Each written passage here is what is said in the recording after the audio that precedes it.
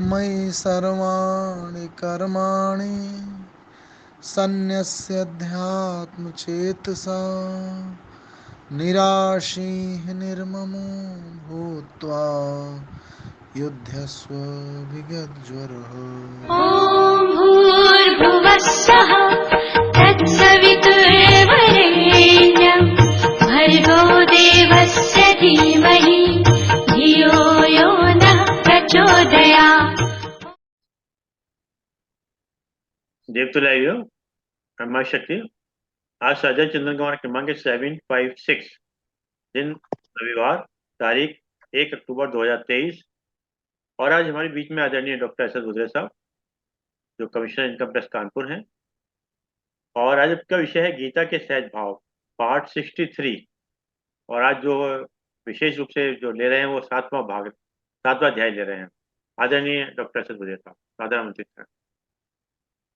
आदरणीय श्री A.K. शर्मा साहब, आदरणीय श्री वीएन चौधरी साहब, श्री देवऋषि साहब, मैडम कृष्णकला शर्मा जी, मैडम सुषमा शर्मा जी, सभी को सादर प्रणाम करते हुए गायत्री मंत्र से आज की परिचर्चा का आरंभ करेंगे। ओम भूर्भुवः स्वः तत्सवितुः वरेण्यं भर्गो देवस्य धीमहि धियो यो नः प्रचोदयात्। तो वस्तुतः 6वें अध्याय में हम लोगों ने ध्यान योग के माध्यम से व्यक्ति के अंतःकरण में, साधक के अंतःकरण में प्रवेश करने की कोशिश की कि कैसे क्रमशः काया से सूक्ष्मतर इंद्रियां, इंद्रियों से भी सूक्ष्मतर मन, मन से भी सूक्ष्मतर बुद्धि, भावना, हृदय, उसके उपरांत जो चेतना का स्रोत है वहां तक पहुंचे। चेतना के स्रोत में पहुंचकर हमने ये देखा कि संपूर्ण जो ब्रह्मांड है वो वस्तुतः एक ही ऊर्जा से अनुश्यूत है, एक ही चेतना से, एक ही चिद शक्ति से पूरा परिपूर्ण है। तो हम उसके माध्यम से अपने पिछले जन्मों में या किसी भी जन्म में प्रविष्ट होते हैं और अपनी स्मृति के द्वारा उन भावों को, उन संस्कारों को प्राप्त कर लेते हैं। 6वें अध्याय में ध्यान योग में पहुंचने का मुख्य उद्देश्य ये है कि ध्यान के द्वारा हम मन, वाणी और शरीर अर्थात बॉडी, माइंड और चेतना, इन सबको एकीकृत कर, इंटीग्रेटेड कर एक ऐसी स्थिति में पहुंच जाएं जो हमारी अस्तित्व की परम उत्पादकता को सुनिश्चित करें, हमारी प्रोडक्टिविटी, हमारा एग्जिस्टेंस जो है जिस लिए है वो मीनिंगफुल हो सके। ये हमारा मकसद है।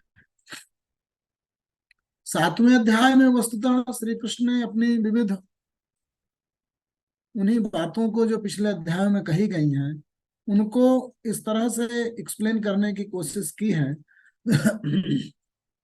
कि जब एक बार आप ध्यान योग के द्वारा परम सत्ता के साथ साक्षात्कार कर लेते हैं तो क्या होता है, आपका जो आपके अंतःकरण में और बाह्य परिवेश में जुड़ाव है, जो इंटीग्रेशन है, वो किस रूप में उसका प्रतिफलन होता है।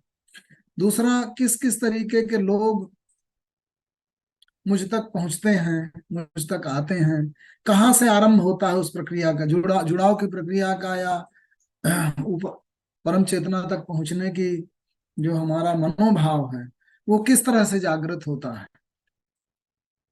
और उन्होंने अपने आप को भी बताया भूत योग में 10वें अध्याय में और विश्व रूप दर्शन योग में 11वें अध्याय में श्री कृष्ण ने अपने आप को कहाँ कहाँ उनका अवलोकन किया जा सकता है, क्योंकि हमारी दृष्टि जो है वो 7वें अध्याय से अब विस्तार लेना शुरू करती है, उनको देखना शुरू करती है कि अब देखिए उपस्थिति उसकी सर्वत्र है लेकिन हम दर्शन नहीं कर पाते, हम उस चीज को देख नहीं पाते हैं, क्योंकि संसार की एक एक चीज में उस परम चेतना का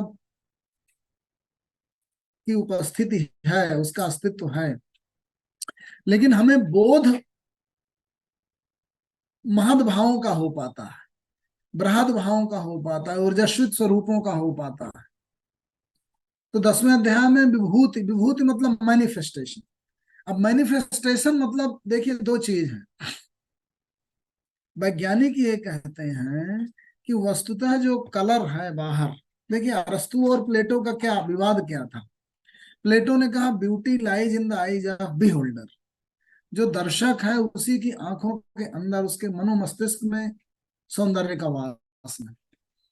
अरस्तु ने कहा नहीं, ब्यूटी तो ऑब्जेक्टिव है, जहां सिमेट्री है, जहां पे लाइट है, जहां पे ऊर्जा है, वहां पे हमें ब्यूटी दिखाई देगी।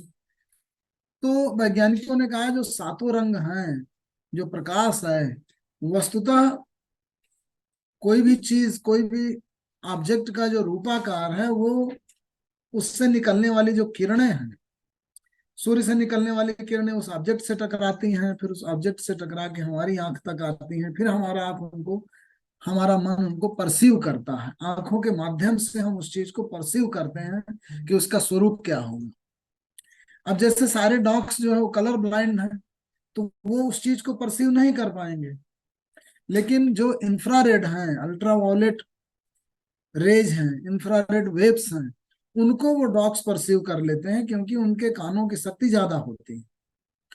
तो जो बिहोल्डर है, जो दर्शक है, वो क्या चीज परसीव कर रहा है, ये महत्वपूर्ण है। उपस्थिति उसकी है सर्वत्र, लेकिन मनुष्य वस्तुतः उन भावों को परसीव कर पाता है जो थोड़ा बढ़े चढ़े हों, थोड़ा प्रोमिनेंट हों, थोड़ा ज्यादा ऊर्जावान हो, ज्यादा सौंदर्यवान हो, ज्यादा वो पीक जो है, जो अपने आसपास के धरातल से ज्यादा ऊपर उठी हुई हो, वो परसेप्टिबल होती है। तो सातवें अध्याय से ही उन्होंने अपनी उन चीजों की ओर संकेत कराना शुरू कर दिया कि यहाँ यहाँ तुम्हें मैं देख सकता हूँ, यद्यप मैं सर्वत्र हूँ। श्री कृष्ण कहते हैं मैया सक्त मनाये माम योगम युंजन मदाश्रय असंशयम समग्रम माम यथा ज्ञास्यसि तत्सृणु। तत्सृणु उसको सुनो, मैं आसक्त, मुझ में आसक्त होकर। ऐसे तो दूसरी जगह अटैच होने से कृष्ण ने मना किया कि जहां अटैच हो जाओगे वहीं उलझ जाओगे, फंस जाओगे, वहीं तक सीमित हो जाओगे। लेकिन जो कृष्ण कॉन्सियसनेस है, जो यूनिवर्सल कॉन्सियसनेस है, वो परम चेतना है। तो जब आप परम तक पहुंच जाते हैं तो आप पूर्ण हो जाते हैं। और जब आप परम से कुछ छोटे में समझो तो आपकी दृष्टि उलझ के रह जाती है। जैसे हम लोगों ने विचार यही किया था कि गीता क्या है, गीता दृष्टा की दृष्टि का विस्तार करके उसे परम के साथ जोड़ देती है। तो क्या निकाला था निष्कर्ष हम लोगों ने कि दुर्योधन की चेतना जड़वत है, पशुवत है। वो केवल अपने आप को देख रहा है, अपने अहम की पूर्ति कर रहा है। युद्ध में अपने भाइयों का, बाकी लोगों का मारा जाना उसे नहीं दिख रहा, इतना अंधा हो गया है अहम में। अर्जुन की चेतना मनुष्यवत है, उसके अंदर करुणा का संचार हो रहा है, उसके उसे दुख उत्पन्न हो रहा है, हलचल हुई है कुछ, क्योंकि उसके अंदर संवेदना जगी है। लेकिन वो संवेदना पूर्ण नहीं हो पाई, आधी खिली हुई कली है जैसे। जब तक वो पूरा नहीं खिल जाएगा तो उसका जो पुष्पीकरण है, उसका जो पुष्पकत्व है, फ्लावरिंग है, वो फुल नहीं हो पाई। अर्धविकसित चेतना है, क्योंकि वो पूर्ण तब हो जाएगी जब पितृवत होकर के वो सबको देखने लगेगी। तो जैसे उठना तो शुरू हुआ है, लेकिन हेलीकॉप्टर व्यू कब आएगा? जब आप एकदम ऊपर हो जाएंगे और सब कुछ को देखने लगेंगे, तब आप बर्ड्स आई व्यू में नीचे की सब चीजों को देख पाएंगे। तो जब सभी मनुष्यों के प्रति उसमें एक ऐसा भाव आ जाएगा कि सबका कल्याण करना है, तब वो आतताइयों को का निदान किया जाए, उन्हें हटाया जाए, अर्थात शरीर के ऐसे पोर्शन को काट के निकाल दिया जाए जिससे जहर फैल सकता है दूसरी जगह। अगर संभाव आ गया होगा, सबको देख पाएगा। तो कृष्ण ने उसकी उस दृष्टि को उन्नत कर दी, तब उसमें नया भाव, संभाव, ऐसा भाव आ गया। तो फिर वो कर्म के प्रति उद्यत हो गया कि इस कर्म के द्वारा वो ये क्रिया कर पाएगा। तो जब आपकी विकसित चेतना नहीं है, अर्ध विकसित है, तो आपको वो छोटी छोटी चीजें दिखेंगी, मेरा, अपना, पराया। तो स्व से पर, अपर से परम, स्वहित, स्वार्थ, केवल स्वार्थ में उलझी हुई चेतना है दुर्योधन की, परहित में उलझी हुई चेतना है अर्जुन की, और परम हित तक पहुंची हुई चेतना है, परम धर्म तक, परम हित तक पहुंची हुई चेतना जो है वो कृष्ण की है। परम, स्व परो परम, परम तक पहुंचना। तो ये कृष्ण, तो जब आप पर में उलझे होते हैं, केवल बीच में उलझे होते हैं, तो जब चेतना का पूर्ण प्रस्फुटन हो जाएगा तो अर्जुन का मनोभाव कृष्ण कॉन्शसनेस तक, यूनिवर्सल कॉन्शसनेस तक पहुंच जाएगा। इंडिविजुअल कॉन्शसनेस से यूनिवर्सल कॉन्शसनेस तक की यात्रा जो है वो पूरी हो जाएगी। तो इसीलिए उन्होंने कहा मई आसक्त मनाये माम, वो जो मन हो वो बीच में कहीं उलझा ना हो, परम के साथ उसका साक्षात्कार हो जाए। और अंतिम अध्याय में पूर्ण गति हम कहाँ देख रहे थे? सर्वधर्मान परित्यज्य मामेकम शरणम व्रज अहम त्वां सर्वपापेभ्यो मोक्षयिष्यामि मा शुचः, वो भी परम भाव है। बीच में नहीं रहना।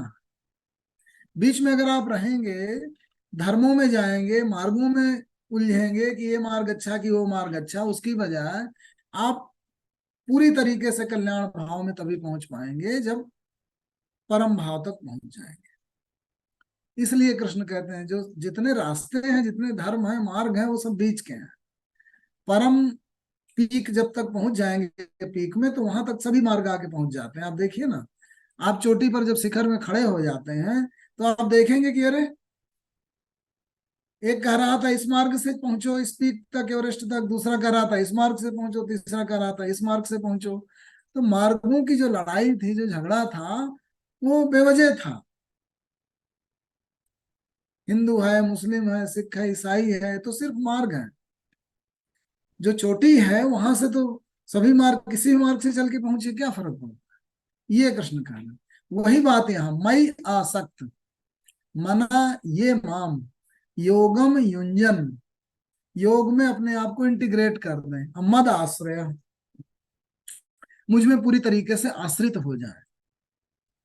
मई आसक्त, मुझ में उनकी आसक्ति हो जाए, मन उनका मुझ में लग जाए। मई आसक्त मना ये माम, मुझ मेरे प्रति उनका मन हो जाए, उनकी आसक्ति जो है वो मेरे प्रति हो जाए, वो योग में युंजित हो जाए, इंटीग्रेटेड हो जाए, मेरे आश्रित हो जाए।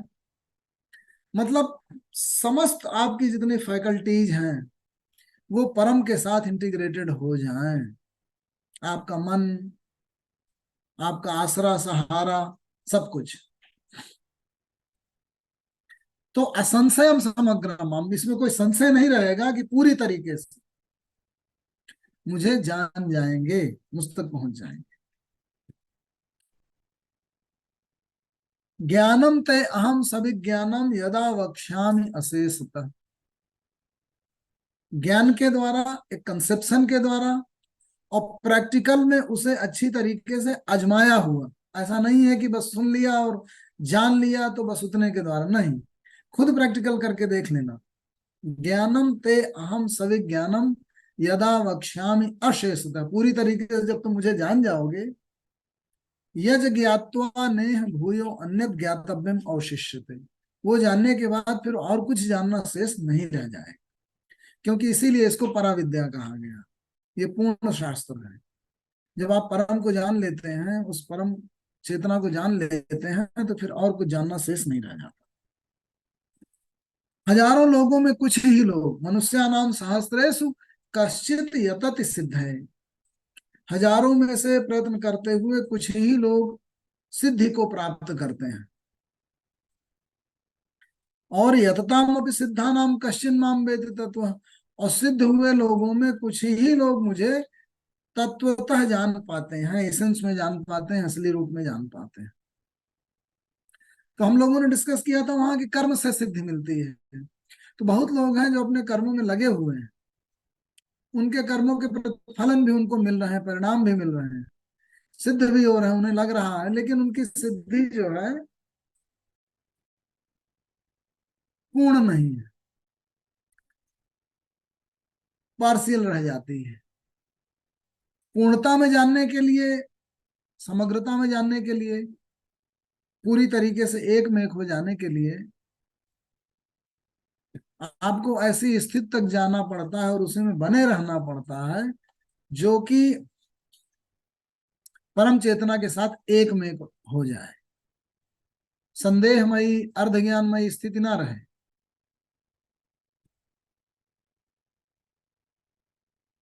अब उन्होंने अपना विस्तार बताना शुरू किया कि प्रकृति में जो दिख रहा है अस्तित्व में, वो किन चीजों से बनता है।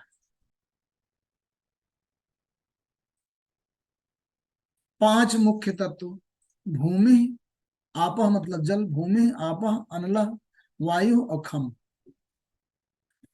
और ये हुई स्थूल अष्टधा जो प्रकृति है उसमें से स्थूल पार्ट है।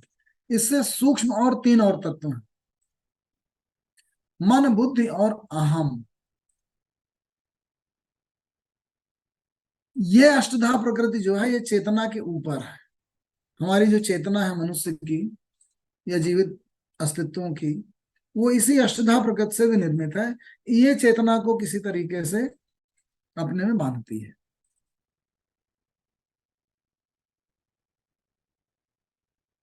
लेकिन अपरा इयम इतः तु अन्यम, ये तो अपरा प्रकृति है।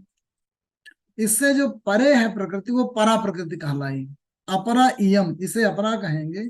इतः तु अन्यम, इससे जो अलग है। प्रकृति विद्धि में पराम, तुम जान लो कि वो मेरी परा प्रकृति है। जैसे पुरुष कहा बाद में, पुरुष मतलब चैतन्य। जिसे कहीं चिद कहा गया, कहीं पुरुष कहा गया, कहीं चैतन्य कहा गया, कहीं परा कहा गया।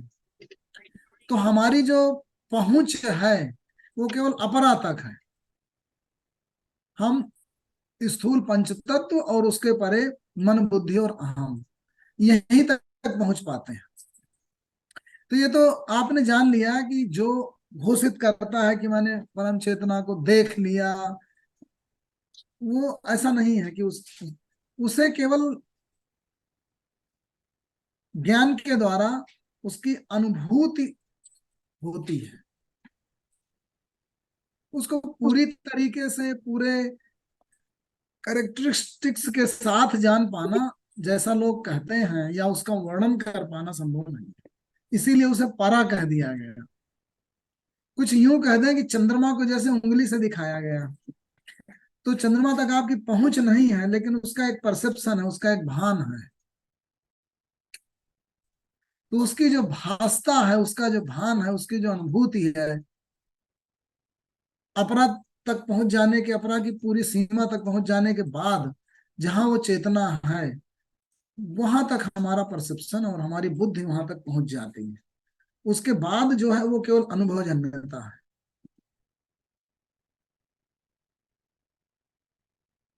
उसी के द्वारा ये जगत धारित है, ये भी उन्होंने कह दिया। अपरा इयम इतः तु अन्याम प्रकृतिम विद्धि में पराम जीव भूताम महाबाहो यया इदम धारिते जगत। ये समस्त जगत जो है उसी परा में आधृत है। अर्थात जो चेतना है वो संपूर्ण ब्रह्मांड को चला रही है। उसका प्रस्फुटन हम लोग ब्रह्मांड रित के रूप में देखते हैं। जैसा कि बार बार हम लोग देखते हैं, एक सुंदर सा रिदम देखते हैं कि एक बीज होता है, बीज पौधा बनता है, पौधे के बाद एक बड़ा वृक्ष बनता है, फिर उसमें फूल आते हैं, फिर फल आते हैं, फिर बीज बनते हैं, फिर ये प्रक्रिया चल पड़ती है। यही रिदम हम ब्रह्मांड के समस्त क्रियाओं में, उनके नियमों के रूप में, विभिन्न मंदाकिनियों और उनमें से सौर सिस्टम, और उन सौर सिस्टम में तरह तरह का जो प्राकृतिक नियमों के द्वारा संचालन हो रहा है, उस सब में हम इस रीत को देख पाते हैं, उन नियमबद्धताओं को देख पाते हैं, कार्य कारण की श्रृंखला को देख पाते हैं। तो वो उसी परा भाव का, उसी की रिदमिक एक्सप्रेशन है, उसी का रितमयी प्रस्फुटन है जो हमें दिखता है। जो हमारी चेतना है वो भी उसका प्रस्फुटन है, क्योंकि इसी के द्वारा हम सब कुछ देखते हैं। तो ये ब्रह्मांड चल नहीं पाएगा। जैसे सारे तारे और नक्षत्र जो है जब एक दूसरे को आकर्षण करेंगे तो वो फिर एक दूसरे में आकर के और गिर जाएंगे। तो उसका जो प्रस्फुटन और संकुचन हो रहा है जो अणुओं परमाणुओं के अंदर जिस तरह से सधी हुई है समस्त प्रकृति, समस्त सृष्टि, वो कोई तत्व है जो अदृष्ट है और जिससे सब कुछ संचालित है। उसकी बस अनुभूति हो सकती है, उसकी एक फीलिंग हो सकती है।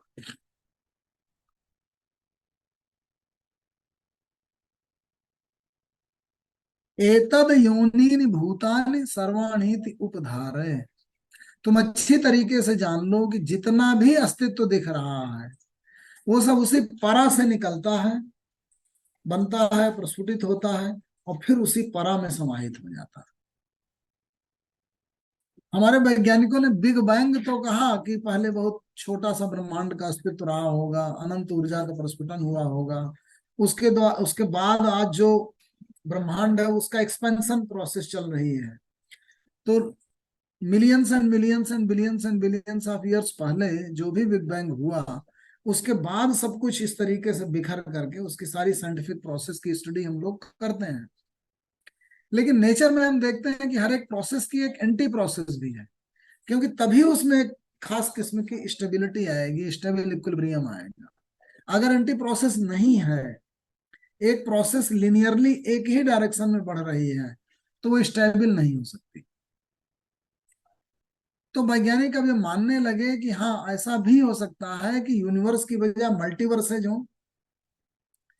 ऐसा भी हो सकता है कि ये जो बिग बैंग है ये भी एंट्रोपी और एक्सपेंशन प्रोसेस है, बाद में ये कंट्रैक्शन प्रोसेस भी, और फिर से हम उसी छोटे फॉर्म में आ जाएं। तो जैसा कि हम लोग डिस्कस कर रहे थे पहले भी कि हमारे तमाम पुराणों में ऐसे कथानक आते हैं जिसमें इंद्र को बार बार ब्रह्मा समझाते हैं, ज्ञान देते हैं। ब्रह्मा कहते हैं कि इंद्र, तुम अपने आप को पुरंदर कह रहे हो, तुम अपने आप को सारे देवताओं का राजा कह रहे हो, लेकिन तुम सिर्फ देवताओं के जो दैविक शक्तियां हैं, जो प्रकाशमयी शक्तियां हैं, जो इस विजिबल यूनिवर्स को संचालित कर रही हैं, उनको उनको उनके द्वारा किए गए कर्तव्यों का प्रतिफलन प्रदान कर रही हैं, केवल तुम उन्हीं के राजा हो, तुम उसके बियॉन्ड तुमको नहीं आइडिया कि ये क्या है सृष्टि। ये सृष्टि कुछ इस तरह से है कि सृष्टि में जो समाहित सत्ता है अर्थात विष्णु, विष्णु मतलब होता है प्रविष्ट होना, बैठना, बने रहना, जो हर जगह प्रविष्ट है। तो ऐसी विष्णु सत्ता जो सर्वत्र प्रविष्ट है परा के रूप में, उससे प्रस्फुटित होती है कमल के रूप में, और उससे मैं निकलता हूं। मैं समस्त सृष्टि की रचना करता हूं और फिर मैं रात का जब समय आता है तो मैं उनकी नाभ में समा जाता हूं। फिर जब मैं निकलता हूं तो मैं फिर एक ब्रह्मा मतलब बनाने वाला, जो क्रिएट कर रहा है इस सृष्टि को। तो जो परम सत्ता समस्त ब्रह्मांड में प्रविष्ट है, जो इसको संचालित कर रही है, उसको उन्होंने विष्णु कहा। पोषक, पालक सत्ता, नरिश कर रही है जो समस्त अस्तित्व को, हर जगह जो प्रविष्ट है। ऐसी सत्ता एक क्रिएटर को क्रिएट करती है, और वो जो क्रिएटर ब्रह्मा है वो तीनों लोगों का, सब लोगों का, सब कुछ का निर्माण करता है और प्रजापति बनता है। वो दैवी सत्ता दैवलोक की भी सृष्टि करता है, जो मृत्युलोक के विविध जीवों की क्रियाओं का प्रतिफल प्रदान करती हैं। उसी कहा गया था ना तीसरे अध्याय में, सह यज्ञा प्रजा सृष्टवा पुरोवाच प्रजापति अनन्य प्रसविसिद्धुम एस वो अस्तु इष्ट कामधुक। अर्थात प्रजापति ने सृष्टि के आरंभ में ही प्रजा के साथ यज्ञों की रचना कर दी और ये कहा कि इन यज्ञों के द्वारा तुम सारे मनुष्य लोग उन देवताओं के को तुष्ट करो और उसके प्रतिफलन में वो देवता तुम्हें इच्छित परिणाम देंगे। अर्थात हर एक एक्शन का एक रिजल्ट आएगा, हर एक इफर्ट का एक कंसिक्वेंस होगा, और हर एक जो कंसिक्वेंस है उसका कोई काज होगा, हर एक इफेक्ट का कोई काज होगा। तो कुल मिला के इस कार्य कारण के सिद्धांत को एक मेटाफर के माध्यम से व्यक्त किया गया गीता में। ये एक मेटाफर है कि लोग जो है कुछ प्रयत्न करें, कुछ एक्शन करें, कुछ एक्टिविटी करें और उसके परिणाम स्वरूप देवता उसे कुछ प्रतिफलन दें। अर्थात हर एक एक्शन का एक परिणाम होगा, कंसिक्वेंस होगा, और जो भी दिख रहा है उसका कोई कार्य होगा। तो जो ब्रह्मा है, ये जो पुराण है जिसकी मैं चर्चा कर रहा था, उसमें पूरी एक मेटाफर बनाते हैं कि ये जो संचालक सत्ता है, परम सत्ता है, जो बैठी हुई है, सब जगह प्रविष्ट है। विष्णु का मतलब विष धातु से आया, मतलब हर जगह बैठा हुआ, उपस्थित है। उस सत्ता से क्रिएटर निकलता है, अर्थात ब्रह्मा निकलता है, कमल निकलता है। फिर वो ब्रह्मा जो है वो मनुष्य लोक के साथ देवताओं का सृजन करता है, अर्थात अगर आप कुछ क्रियाएं करेंगे तो उनका परिणाम मिलेगा। और फिर पूरे दिन तक ये प्रोसेस दिखती है, और फिर रात्रि काल में फिर वो सब समाहित हो जाती है और फिर विष्णु की नाभ में बैठ जाता है कमल।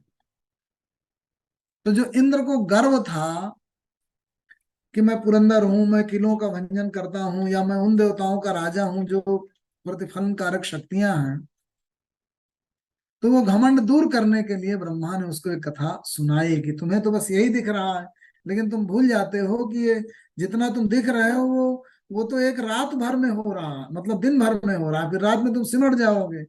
अर्थात ये जो एक्सपेंशन की प्रोसेस यूनिवर्स की चल रही है, वो यूनिवर्स का क्रिएशन हुआ है, अभी एंट्रोपी बढ़ रही है, फिर जब कंट्रैक्शन होगा तो रात हो जाएगी, फिर नया आएगा। तो जो आज की जो मल्टीवर्स की थ्योरी है वो यही है कि लिनियर प्रोसेस केवल एक्सपेंशन की नहीं है, ये अभी कंट्रैक्शन होगा billions and billions of years में। उसी को कृष्ण कहते हैं कि ये जो साइकिल्स हैं, ब्रह्मा का एक दिन लाखों युगों के बराबर होता है, ब्रह्मा की एक रात लाखों रातों के बराबर होती है, फिर एक ब्रह्मा का दिन होता है, फिर एक रात होती है, फिर एक दिन होता है, फिर एक रात होती है। तो ये जो चेन प्रोसेस है ये लगातार चलती रहती है। तो उसी का आरंभ जो है यहाँ पे उन्होंने किया कि एतद योनिन भूतानि, जितने भी भूत दिख रहे हैं, ये जो परा है मेरी डायमेंशन, वहीं से सब निकल के आते हैं, उन्हीं उन सब की ये योनि है, उन्हीं से प्रकट होते हैं समस्त अस्तित्व। एतद योनिनि भूतानि सर्वाणि, जितने भी भूत, भूत माने जो हो, भू माने होना, भूत माने जो हो, जो भी अस्तित्वमयी है, जो भी हो रहा है, दिख रहा है, वो उस सब की ये योनि है, परा, परा जो डायमेंशन। एतद योनिनि भूतानि सर्वाणि, जितने भी हैं। ऐसा समझो, उपधारय अहम कृत्स्नस्य जगता, कृत्सन माने समस्त, जितना भी दिख रहा है, इस समस्त जगत का मैं ही प्रभव, उत्पन्न करने वाला हूं, और प्रलय मुझी में विलयमान होती है। तो वो जो यूनिवर्सल कॉन्शसनेस है वो अपने दोनों डायमेंशंस को, अपनी पूर्णता को अब बताना शुरू कर रही है ध्यान योग के बाद 7वें अध्याय से। शर्मा जी ने जब कहा ना कि जब पितर पक्ष में 7वें अध्याय का पढ़ना पढ़ना चाहिए, तो ये जो 7वें 8वें अध्याय है, ये श्री कृष्ण ने अपनी परा प्रकृति का इसमें पूरा वर्णन किया है।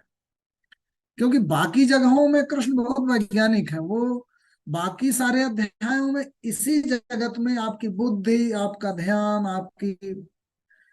आपके कर्म, और यहीं तक अपने को सीमित रखते हैं।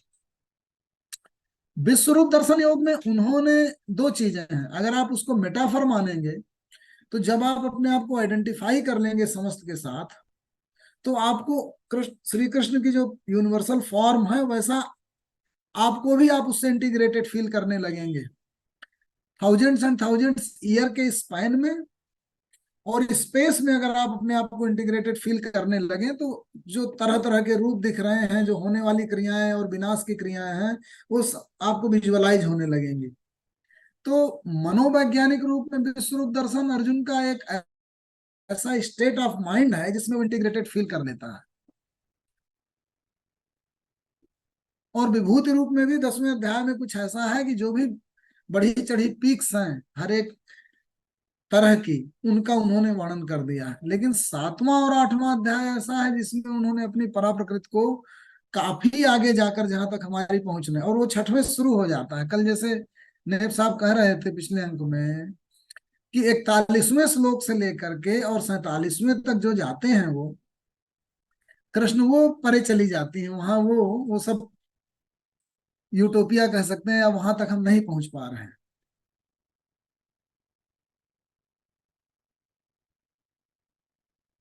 जब कृष्ण ने कहा एतन्मे संशयम कृष्ण छेतुम अर्हस्य शेषतः त्वदन्य संशय से छेता ही नोपपद्यते, तुम्हारे अलावा मैं और किसी को नहीं देख पा रहा कि वो मेरी जो मानसिक समस्या है, मेरे जो प्रश्न है उनको अच्छी तरीके से समझा बुझा पाएंगे। तो कृष्ण, तो कहीं ना कहीं अर्जुन को आभास था कि कृष्ण जो है वो इस पूरी ब्रह्मांडी प्रक्रिया को देख पा रहे हैं। पार्थ नैवे नामुत्र विनाश तस्य विदिते नहीं कल्याण कश्चित् दुर्गतिम तात गच्छति, उन्होंने 40वें में कहा। उसके बाद फिर उन्होंने 7 जो श्लोक बोले थे, जो 7वें अध्याय की भूमिका है, आप देखेंगे कि हर एक अगले अध्याय की भूमिका पहले में बन जाती है। अभी 7वें के लास्ट के जो 3-4 श्लोक आएंगे वो फिर 8वें की भूमिका बन जाएंगे। तो 6वें के इन 7 श्लोकों में 7वें की भूमिका बन गई है। अब वो क्या थे? पार्थ नैवे नामुत्र विनाशः तस्य विद्यते न कल्याण कृत कश्चित दुर्गतिम तात गच्छति प्राप्य पुण्य कृताम लोकान उसित्वा सासुति समा सुचि नाम श्रीमताम गेहे योग भ्रष्ट हो जाते। योग से भ्रष्ट हुआ भी व्यक्ति जो परम अवस्था को नहीं पहुंच पाता, वो सुचि नाम श्रीमताम गेहे पैदा होता है। अथवा योगिना में कुले भवति धीमताम एतत ही दुर्लभ तरम योगे जन्मेदीदृशम, अथवा ऐसे महान व्यक्तियों के, योगमय व्यक्तियों के घर में जन्म लेता है जहां का जन्म बड़ा दुर्लभ है। तो ये साधारण मनुष्य इस प्रक्रिया को नहीं देख पाते, नहीं जान पाते हैं। तत्रतम बुद्धि संयोगम लभते पौरोदेहिकम यतते च ततो भूय संसिद्ध कुरनंदन, वहां पे जाकर के वो उस ध्यान की प्रक्रिया के द्वारा पूर्व जन्मों को जान जाता है। तो कृष्ण कहीं ना कहीं 6वें अध्याय के इन 7 श्लोकों में, 7वें में और 8वें में जो उस पराजगत का विश्लेषण कर रहे हैं, वहां वैज्ञानिकों की पहुंच नहीं है अभी, या मेटाफिजिक्स की उस डायमेंशन को हम नहीं पा पाए हैं। तो तत्रतम बुद्धि संयोगम लभते पौर्वदेहिकम, पूर्व देह में जो भी स्थिति उसने प्राप्त किया था उसको पा लेता है बुद्धि के संयोग से। तत्रतम बुद्धि संयोगम लभते पौरुदेहिकम यतते च ततो भूय संसिद्धो कुरुनंदन, और फिर लगातार अगर प्रयत्नमयी रहता है, योग की बार बार कोशिश करता रहता है ध्यान योग के द्वारा, तो उस अवस्था को प्राप्त कर जाता है, संसिद्धि को प्राप्त कर जाता है। पूर्वाभ्यासेन तेनैव ह्रीते ही अवशो अपि तत् जिज्ञासु अपि योगस्य शब्द ब्रह्म अतिवर्तते, अगर जिज्ञासु लगातार प्रयत्नरत रहता है तो जो शब्द ब्रह्म है, जो शब्दमयी ब्रह्म है, उसका अतिवर्तन कर जाता है। पूर्वाभ्यासेन तेनैव ह्रीते ही अवशो अपि तत्, पूर्व के संस्कारों से ऐसे जैसे वो खिंचा हुआ चला आता है योग की ओर। जिज्ञासु अपि योगस्य शब्द ब्रह्म अतिवर्तते, योग के द्वारा जिज्ञासु व्यक्ति इस शब्द ब्रह्म का अतिवर्तन कर जाता है।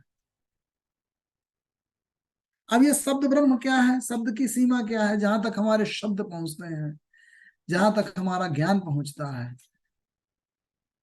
प्रकाशमयी जैसे अवस्था हो, जहां तक लाइट है वहीं तक हम देख पाते हैं, जहां तक हमारा कॉन्शस मनोजगत है वहां तक पहुंच पाते हैं, उसके बाद सब कॉन्शस और अनकॉन्शस तक नहीं पहुंच है। लेकिन मनोविश्लेषकों ने ऐसा कहा है कि लगातार प्रयास के द्वारा, लगातार यौगिक प्रक्रियाओं के द्वारा जो चेतना का आवरण है उसका अतिवर्तन संभव है, और हम सबकॉन्शस को भी जान सकते हैं।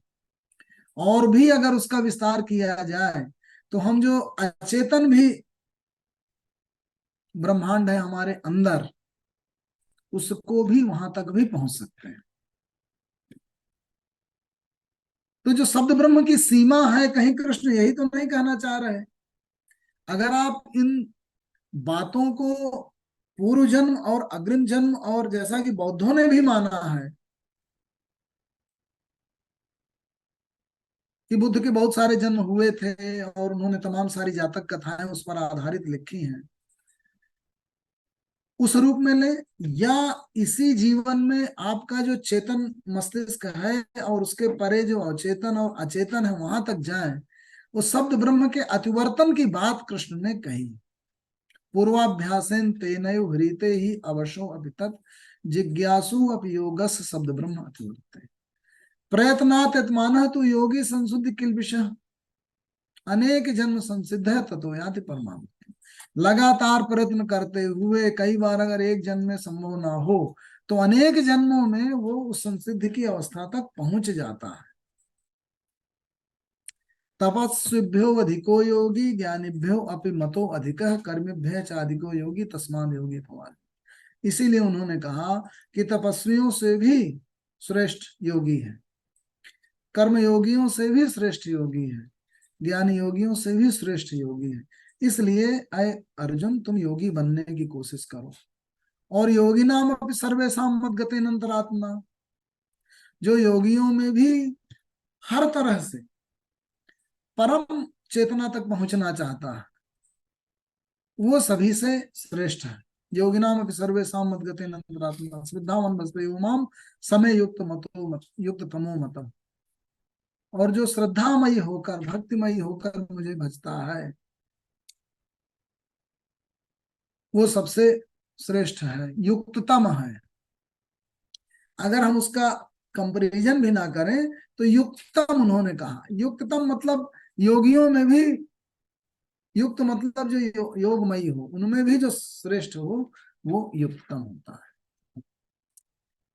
कृष्ण जो है शब्दों का जो इस्तेमाल कर रहे हैं गीता में वो बहुत सद सद के करते हैं। और जहां हमारी समस्याएं आती हैं, जैसे अब हम यहाँ पे कई लोग ये तुलना करने लगते हैं कि आप उन्होंने तपस्वी कहा, कर्मयोगी कहा और ज्ञानी कहा और उसके बाद योगी को श्रेष्ठ कह दिया।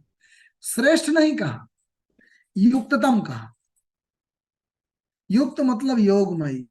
तो जो जो मुझ परम चेतना में अपने मन को आधृत करके संलग्न हो जाता है वो योगियों में भी बेहतर योगी है, ऐसा कहा।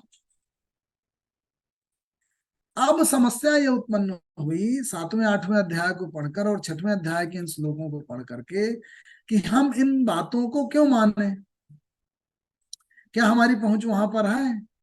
शायद अर्जुन को भी ऐसा लगा हुआ होगा। अर्जुन ने तो कहा कि भाई ठीक है, मन से तत्सक्यम मया दृष्टुमित प्रभो योगेश्वर तत्व में तुम दर्शयात्मानम अव्ययम। मैं मान लिया आपने इतनी विभूतियां बता दी कि आप ये भी हो ये भी हो ये भी हो, तो आए प्रभु अगर आपको ये लग रहा है कि मैं उसके लिए अधिकारी हूं तो फिर मुझे आप ये जो बताए हैं वो दिखा दीजिए। अच्छा, मजे की बात यह है कि शिष्य में संदेह आ रहा है और गुरु उसको जान रहा है कि मेरी परीक्षा ली जा रही, तो भी परीक्षित हो रहा है। ठीक है भाई, कोई बात नहीं, आत्मीयता की वो पराकाष्ठा है कि ठीक है आप जान रहे हैं कि सामने वाला संदेह कर रहा है, अभी पूर्ण नहीं हुआ, पर ठीक है कर लीजिए, शायद उसके बाद संदेह नष्ट हो जाए। तो कल्याण की इतनी परम भावना है रचयिता के प्रति कि वो अपने आप को कसौटी में खरा जाता हुआ भी देख करके कसने के लिए उद्यत है कि ठीक है मैं प्रस्तुत हूं, ले लो भाई और परीक्षा ले लो। दिखाया भी। तो इस तरह से विश्वरूप दर्शन हुआ।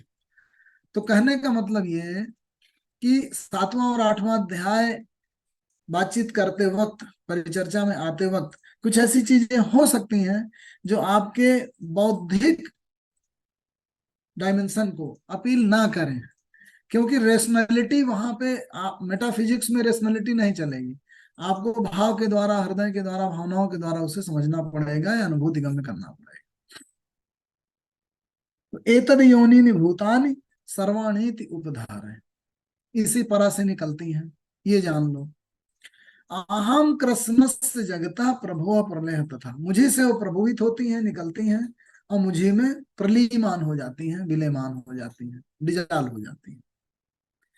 मत्तः परतरम न अन्यत किंचिदस्ति धनंजय। अय धनंजय, मुझसे परे इस पूर्ण ब्रह्मांड में कुछ भी नहीं है। अब मैं इस ब्रह्मांड में विजिबल नहीं हूं, सब में इस तरह से समाया हुआ हूं जैसे मालाओं को कोई उनकी धागा पिरोए रहता है, तो उस धागा के रूप में मैं दृश्य नहीं हूं, लेकिन मैं जोड़े हुए हूं। अर्थात सब जगह मेरी पहुंच है, सब जगह मैं हूं, लेकिन मैं विजिबल नहीं हूं, परसेप्टिबल नहीं हूं, इंद्रिय गम्य नहीं हूं, कह सकते हैं।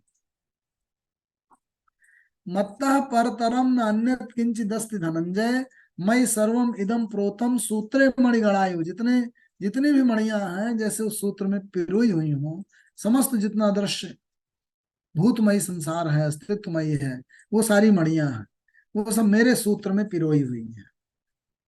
अब मैं किस रूप में देखा और परसीव किया जा सकता हूँ?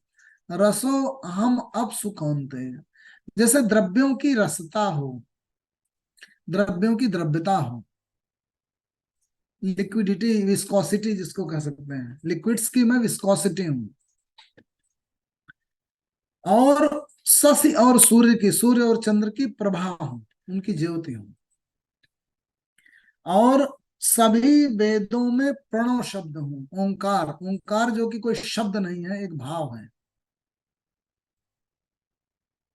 सभी वेदों में मतलब ज्ञानों में, मैं ज्ञानों में प्रणव का भाव, और मैं इस आकाश में शब्द गुण हूं। आकाश में शब्द कभी नष्ट नहीं होता, जो भी बोला जाता है किसी न किसी रूप में कहीं ना कहीं उपस्थित होता है। कभी ना लाखों लाख सालों पहले जो तरंगे निकली होंगी, उन तमाम सारे तारों से वो शब्द निकले होंगे, वेव्स निकली होंगी, वो अभी आ रही हैं। और जो हमारी एक्स्ट्रा टेरेस्ट्रियल जो उनको सिग्नल्स को पकड़ने के लिए जो दूरबीनें लगी हुई हैं, सेटी वगैरह, वो उसे सब पकड़ रही हैं और देख रही हैं कि दूसरी जगह कोई ऐसा जीवित तत्व तो नहीं है जो रेडियो तरंगे भेज रहा हो। और पौरुषम रसु, पुरुषों का पुरुषत्व हूं। पुण्यो गंध पृथिव्याम, मैं इस पृथ्वी में पुण्यमयी गंध हूं, सुगंध के रूप में हूं। और जितने भी प्रकाशित ब्रह्मांडीय पिंड हैं, उनकी उनका तेज हूं।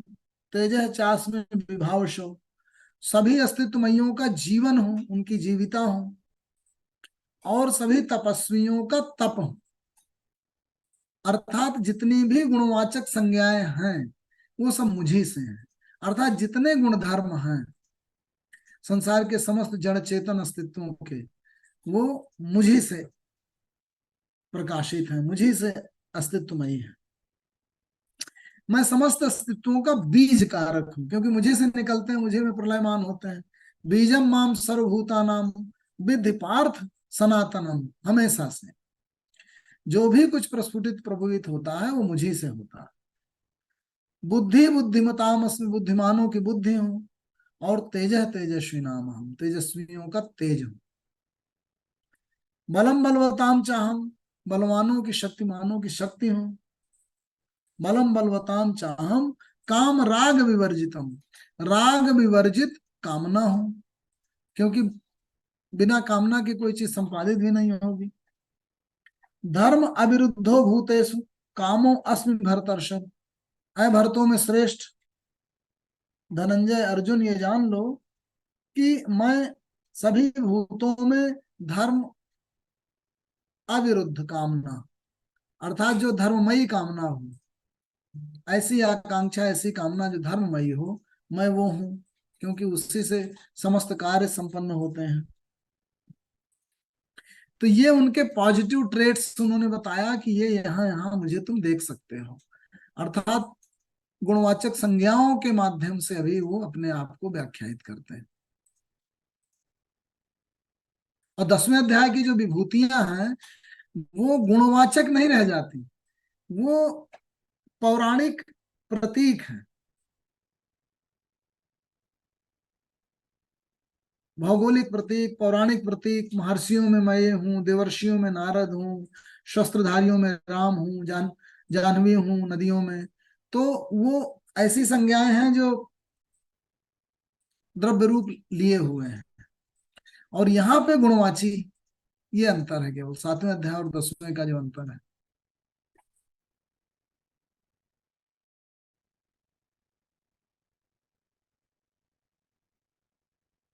ये चैव सात्विका भावा राजसाह तामसाश्च ये मत एव इत तान्विद्धि न तु अहम ते सुते मयि।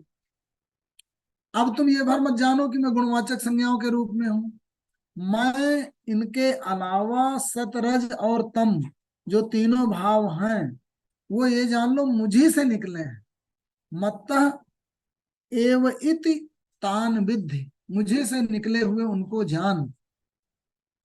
न तु अहम तेसु, मैं उनमें नहीं बैठा हुआ हूं, मैं उनमें बैठा हुआ हूं।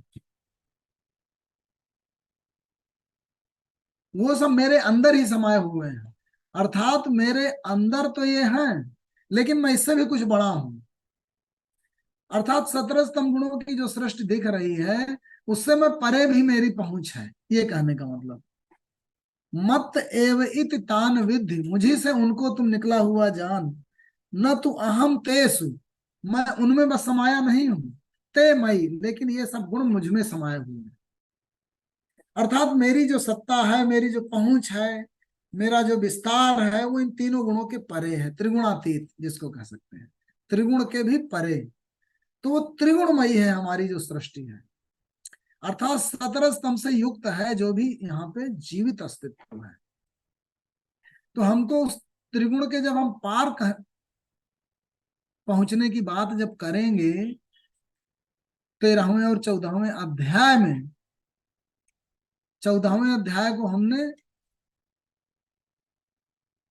गुणत्रय विभाग योग कहा कि समस्त जितना दृष्ट जगत है वो 3 गुणों से युक्त है, लेकिन जो परम की सत्ता है, उसका जो अस्तित्व है, उसका जो विस्तार है, इनसे भी परे है। तो हम जब त्रिगुण में अपने आप को सीमित रखते हैं मानसिक रूप से, तो फिर हम जो है वो पुरुष चेतना तक नहीं पहुंच पाते। और जब त्रिगुणातीत अवस्था में पहुंचना है तो वो फिर विस्तार से बताते हैं कि त्रिगुणातीत अवस्था में कैसे पहुंचा जाए, वो 14वें अध्याय में, क्योंकि गुण त्रैगुणमयी ये सृष्टि है। तो यहां उन्होंने अपना विस्तार बता दिया। यहां उन्होंने बताया कि इतना तो तुमको मैं गुणवाचक संज्ञाओं के द्वारा दिख सकता हूं, इससे भी परे तुम ये जान लो कि इन गुणों में भी मैं हूं, पर मैं उससे भी परे हूं, कुछ हूं, वहां भी हूं, वहां तक भी मेरा विस्तार है। तभी उन्होंने कहा त्रिभी गुणमय भावै एभि सर्वम इदम जगत, ये जितना भी जगत है ये 3 गुणमयी भावों से संचालित है, 17 स्तंभ गुणों से संचालित है। मोहितम न अभिजानाति मामेभ्य परम अव्ययम, और इनसे संचालित है और इन्हीं से मोहित है, इसीलिए मुझ परम अव्ययी को, जो कभी न तो बनता है न नष्ट होता है, मेरी वो डायमेंशन जो न कभी बनती है न नष्ट होती है, वहां नहीं पहुंच पाता। केवल बनने बिगड़ने वाली जो अष्टधा प्रकृति वाली डायमेंशन है वहीं तक रह जाता है। त्रिगुणातीत अवस्था में पहुंच करके, वहां तक जा करके मानसिक रूप से उसको विजुअलाइज करके जब आप इनसे मुक्त हो जाते हैं तो उस डायमेंशन में आप उस परम के साथ जुड़ पाते हैं। जब तक इन गुणों से बंधे हुए रहते हैं और उनके कैरेक्टरिस्टिक्स को अच्छी तरीके से नहीं समझ पाते कि सतगुण फंक्शनल है हम पे और हमको इन्फ्लुएंस कर रहा है, रजोगुण हमें इन्फ्लुएंस कर रहा है, तमोगुण इन्फ्लुएंस कर रहा है, जिससे जब तक वहां पे खेलते रहते हैं आप, आपकी प्रज्ञा वहां सीमित और प्रभावित रहती है, इन्फ्लुएंस रहती है, तब तक उस परा डायमेंशन तक आप नहीं पहुंच पा रहे हैं। वो खोल के यहाँ बता रहे हैं, त्रिभी गुणमय भावई एभि सर्वम इदम जगत, ये सारा जगत तीन गुण त्रैगुणमय भावों में झूल रहा है, इन्हीं में खेल रहा है, इन्हीं में मोहित हो रहा है। इनसे जब परे जाए और इनसे मोहित हो रहा है, डिल्यूजनल हो रहा है इनसे। मोहितम न अभिजानाति मामे परम अव्ययम, मैं जो परम हूं और मैं जो बदलता बदलता नहीं हूं, नष्ट नहीं होता, अर्थात मेरी परमानेंट जो डायमेंशन है। अभी हम लोगों ने बार बार दूसरे अध्याय में उनकी परमानेंट वाली डायमेंशन की व्याख्या आत्मा के रूप में सुन ली थी। फिर ये अष्टधा प्रगति की बात भी अब सुन ली कि हम वहीं रहते हैं, अर्जुन वहीं खड़ा है, अर्जुन अष्टधा प्रगति में ही है, यहीं झूल रहा है, यहीं मोहित हो रहा है। इससे परे वाली को जब विजुअलाइज कर लेगा, देखिए वहां फिजिकली नहीं पहुंचेंगे। अब जब हम यही यौवन ही बने रहना चाहते हैं, सुंदर ही बने रहना चाहते हैं, परिवर्तन को नकारते हैं, तो हम फिर मानसिक रूप से नहीं जान पाते कि ये परिवर्तन ही नियम है, ये तो होना ही है, हमको तो रूपांतरित होना ही है। जब वो भाव आ जाता है हमारे अंदर कि हमें रूपांतरित होना है, परिवर्तन ही नियम है, और वो अपरिवर्तनमयता जो है वो परा डायमेंशन है, चेतना वाली डायमेंशन है, तो फिर हम मानसिक रूप से वहां पहुंचते हैं। वो कह रहे हैं कृष्ण कि मोहित होके, डिल्यूजनल होके, इन्हीं में तुम फंस करके ना, इन्हीं में तुम आदमी उलझा हुआ, इनसे जब परे जाएगा तो मुझे जान जाएगा। वही कहा उन्होंने, दैवी ही जो माया का संसार जिसको कहते हैं हमारे समझ से, ये है माया का, 3 गुणों से बनी हुई त्रिगुणमयी माया है। दैवी ही ऐसा गुणमयी मम माया दुरत्या। ये मुश्किल से समझ में आती है। ये माया गुणों से बनती है। उन तीनों गुणों को जब आप ट्रांसेंड कर लेंगे तो वहां चले जाएंगे, जिसका संकेत चेतना के रूप में, आत्मा के रूप में, परा डायमेंशन के रूप में का बार बार बता रहे हैं। दैवी ही ऐसा, और ये भी डिवाइन है, डिवाइन है, दैवी है। दैवी है मतलब प्रकाशमयी है। इसके रिजेक्शन की बात तो नहीं कर रहे हैं, क्योंकि जब आप इसको रिजेक्ट करने की कोशिश करेंगे तो अपने शरीर को रिजेक्ट करेंगे। वो नहीं कर रहे, वो यहां भी है, उन्होंने बता दिया ना कि मैं यहां भी हूं, वहां भी हूं, लेकिन तुम जब उलझे रहोगे तो यहां रहोगे। मानसिक रूप से, भौतिक रूप से यहां रहो, क्रियाओं में यहां रहो, लेकिन मानसिक रूप से ट्रांसेंड करके वहां पहुंच जाओ, तो फिर तुम मुक्त हो जाओगे। इसीलिए कहा दैवी ही ऐसा गुणमयी, ये दैवी है, प्रकाशमयी है। दैवी ही ऐसा गुणमयी मम माया दुरत्या, मुश्किल से समझ में आती है, लेकिन मामेव ये प्रपद्यन्ते, प्रपद्यता मतलब पहुंचना, शरणम प्रपद्ये, पद्यता और प्रपद्यता, अच्छी तरीके से पहुंचना मानसिक रूप से। तो मामेव ये प्रपद्यन्ते, मेरी जो पराचेतना तक पहुंच जाते हैं अच्छी तरीके से, माया में ताम तरंतिते, तो इस माया के 3 गुणों के जगत से तर जाते हैं, अर्थात ट्रांसेंड करके वहां पहुंच जाते हैं। ध्यान दीजिएगा, रिजेक्शन किसी का नहीं है, अपनाया सबको है। इस अष्टधा प्रकृति को भी अपनाए, क्योंकि उस परम का ये भी एक डायमेंशन है, और परा प्रकृति तक हमको ले जाना चाहते हैं, क्योंकि वो उनका ऐसा डायमेंशन है जो इस मायामयी जगत से मुक्त है। वहां मानसिक रूप से विजुअलाइज करके जाया जाता है, और इनसे मुक्त भी हम 3 गुणों से तभी हो पाएंगे जब मानसिक रूप से हम वहां पहुंच जाएंगे। ये वो बार बार संदेश दे रहे हैं।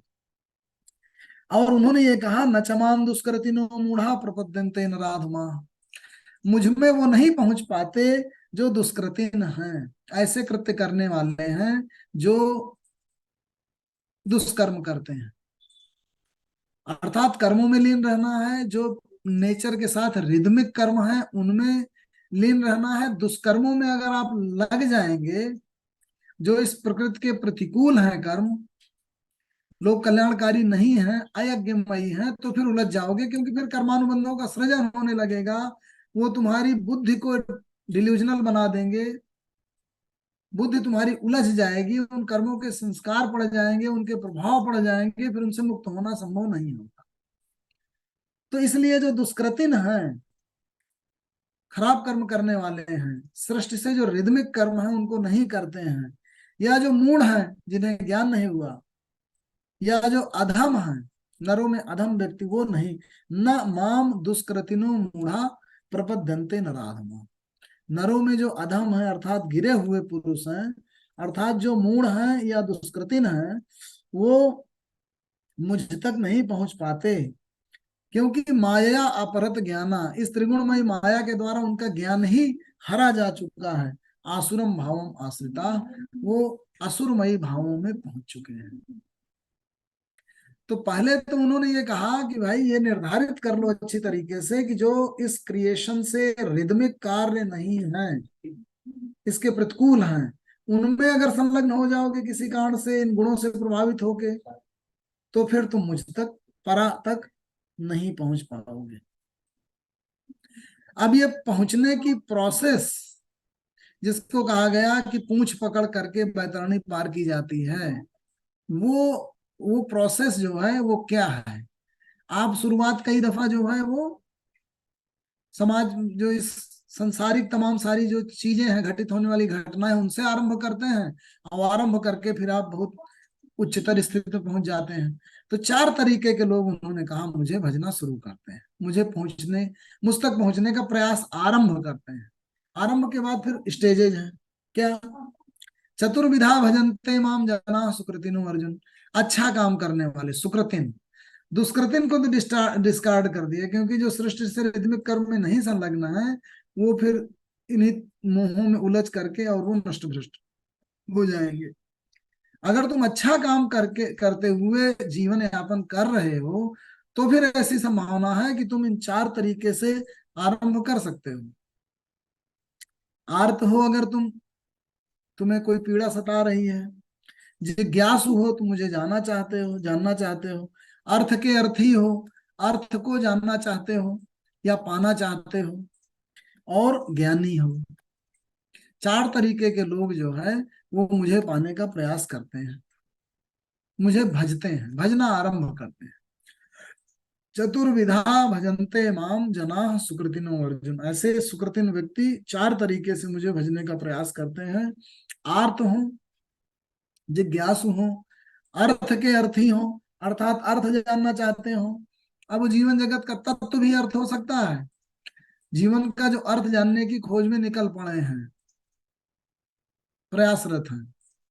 और ज्ञानी, जिनको ज्ञान प्राप्त हो चुका है, वो परम को जान चुके हैं और फिर उस परम के साथ एकमेक होकर के उसका भजन यजन करते हैं। तो अब यहां से हम लोग आरंभ जो है अगले परिचर्चा में करेंगे, क्योंकि शर्मा जी का आदेश हुआ कि पितृपक्ष में जो है वो 7वें और 8वें अध्याय का अनुशीलन किया जाता है। तो पहले तो मैं चाह रहा था कि गीता के सहज भाव को उठा करके उसमें जो चैप्टर है उनको चला जाए, लेकिन मुझे लगा कि एक एस्पेक्ट है जिससे मैं बचता रहा हूँ जो है, क्योंकि मैं थोड़ा सा पराविद्या का, मेटाफिजिक्स का और इसका मुझे खुद का अनुभव नहीं है, इसलिए मैंने अपने को केवल बुद्धि जगत के समझ में आने वाली चीजों तक, गीता की यथार्थ व्याख्या तक मैंने सीमित रखा था। 7वें 8वें अध्याय को छू के मैं निकल गया था।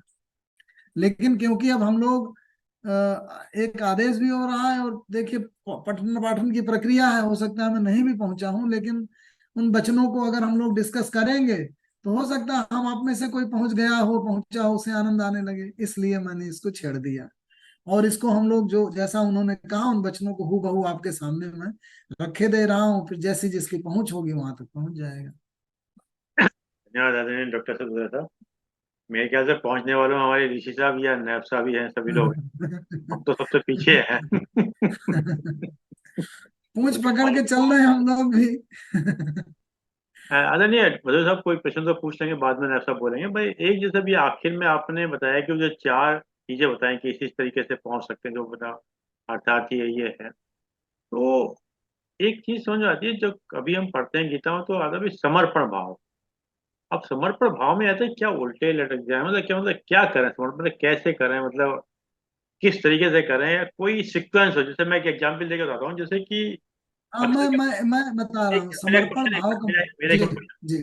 जैसे कि कहते हैं कि सब ब्रह्मचर्य का पालन कर दिए, तो ब्रह्मचर्य के पालन में हम एकदम ब्रह्मचर्य पर नहीं पहुंच सकते कि सब हमेशा इंद्रिय पर ही कंट्रोल करें। उसके लिए एक सीक्वेंस है। जैसे पहली सीक्वेंस है आंख की, कोशिश करें कि आंख से उन चीजों को ना देखें जिनसे ब्रह्मचर्य खंडित होता हो, मतलब अवॉइड करें जितना हो सकता है।